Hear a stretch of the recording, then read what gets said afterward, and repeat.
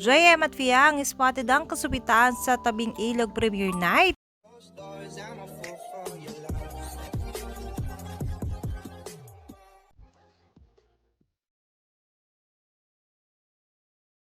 Another ayuda nga na naman mga ka-DJ from JM Fiang kung saan spotted na sabay palang pumunta sa tabing ilog premiere night ang JM Fiang.